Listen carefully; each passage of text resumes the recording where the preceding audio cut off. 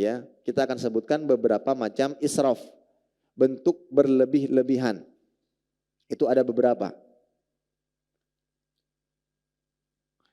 Yang pertama adalah al-israfu fit ta'am wasyarab wal libas. Berlebih-lebihan pada makanan, minuman dan pakaian. Allah Ta'ala mengatakan ya bani Adam dalam surah Al-A'raf ayat 31. Ya bani Adam khudhu zinatakum inda kulli masjid wa kulu washrabu wa la tusrifu innahu la yuhibbul musrifin. Wahai bani Adam, ambillah perhiasan kalian setiap kali hendak ke masjid. Pakaian salat. Wa kulu washrabu, makan dan minumlah, tapi enggak boleh israf. Innahu la yuhibbul musrifin. Sesungguhnya Allah Ta'ala tidak menyukai orang-orang yang berlebih-lebihan.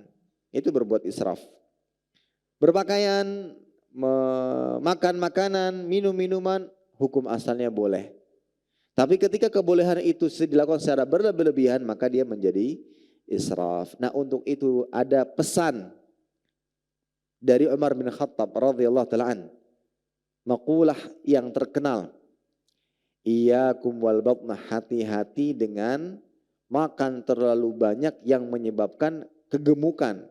Makan berlebih-lebihan yang menyebabkan kegemukan. Fa innaha maksalatun 'anis shalah, karena itu bisa menjadi penyebab malas salat. Wa mu'dhiyah lil jism, bisa menjadi penyakit bagi tubuh. Wa 'alaikum bil qasdi fi quwwatikum, dan hendaklah kalian bersikap tengah-tengah untuk kekuatan kalian. Fa innahu abad 'anil athar wa aslahal badan, karena dengan itu lebih baik untuk tubuh kalian, lebih sehat untuk kalian. Wa aqwa 'alal ibadah, dan itu yang membuat kita semakin kuat untuk beribadah kepada Allah Subhanahu wa taala. Nah, makanya hati-hati makan, minum berlebih-lebihan yang membuat kegemukan, dan itu bisa mendatangkan yang mana itu bisa jadi penyebab salah satu kemudaratan bagi tubuh kita dan terutama bagi ibadah. Jadi malas ibadah, malas salat dan seterusnya. Nah, itu jenis israf yang pertama. Israf pada makan, pakaian dan minuman. Kemudian yang kedua, israf di dalam maksiat dan dosa. Makanya orang-orang yang berdosa itu juga disebut dengan israf. Disebut dengan israf sebagaimana Allah Ta'ala mengatakan dalam surat Az-Zumar ayat 53. Qul ya ibadiyalladzina asrafu ala anfusihim la taqnatu min rahmatillah. Ya. Kata Allah Subhanahu wa taala, wahai hamba-hambaku yang israf, melampaui batas atas diri mereka sendiri. La taqnatu min rahmatillah. Janganlah kalian berputus asa dari rahmat-rahmat Allah. Sesungguhnya Allah mengampuni dosa seluruhnya. Dan Allah Maha Pengampun lagi Maha Penyayang. Oh, berbuat dosa disebut dengan israf pula. Kemudian jenis yang ketiga adalah israf fi infaqil halal. Israf dalam menginfakkan sesuatu yang halal. Bisa. Allah mengatakan dalam surah Al-An'am ayat 141. Kulu min thamarihi idza athmara wa atu haqqahu yawma hasadi wa la tusrifu innahu la yuhibbul musrifin.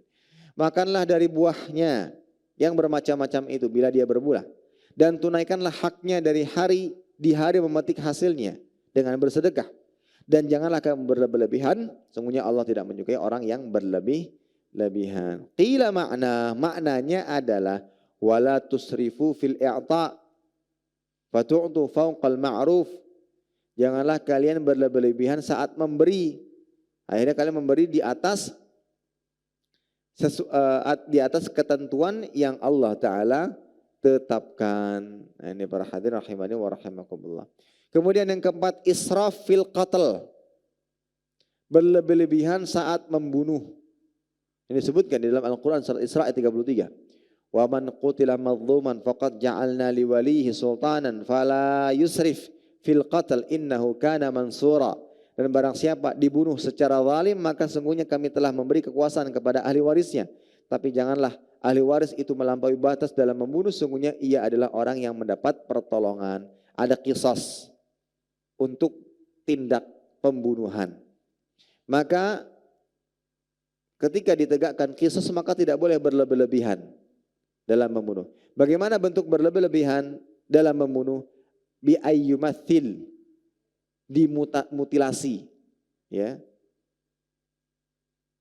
Au yaqtas min ghair qatil, dia qisas kepada selain yang membunuhnya, ya. Keluarga-keluarganya juga kena qisasnya. Ini tidak dibenarkan. Dan ini salah satu melampaui batas yang telah ditetapkan oleh syariat Islam. Itu juga termasuk israr. Dalam membunuh ada israfnya. Dalam membunuh juga ada israfnya. Bentuk israf itu berlebihan melampaui batas aturan Islam. Kemudian yang kelima, israf fi akli amwalil yatama. Berlebih-lebihan dalam memakan harta anak yatim. Allah mengatakan dalam surat An-Nisa ayat ke-6, wabtalul yatama hatta idza balagun nikah fa in anastum minhun rushdan fadfa'u ilaihim amwalahum wa la taqul israfan wa bidaran ay yakbaru. Dan ujilah anak yatim itu sampai mereka cukup umur untuk menikah. Kemudian jika menurut pendapatmu mereka telah cerdas, pandai memelihara harta, maka serahkanlah kepada mereka harta-hartanya. Dan janganlah kamu makan harta anak yatim lebih dari batasan kepatutan. Dan janganlah kamu tergesa-gesa membelanjakannya sebelum mereka dewasa. Teruntuk bagi mereka-mereka yang menyantuni anak yatim dan juga dalam keadaan miskin, tidak punya harta, dia bisa mengambil dari harta atau memakan dari harta anaknya, tapi tidak boleh berlebih-lebihan, secukupnya untuk memenuhi kehidupannya. Sebagaimana ada sebuah riwayat dari Ibnu Umar radhiyallahu ta'ala anhuma bahwa dia bertanya kepada Nabi sallallahu alaihi wasallam, "Laisa li mal wa inni waliyyu yatim." Aku tidak punya harta sementara aku adalah walinya anak yatim. Maka Nabi mengatakan, "Kul min mali yatimik ghairu musrif wala mutamathil wala mutaathil mal wa min ghairi an taqiya malak bimalih." Makanlah dari harta anak yatim tanpa israf.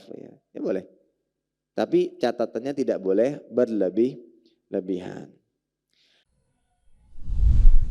Terima kasih. Jazakumullah khairan wa barakallahu fikum.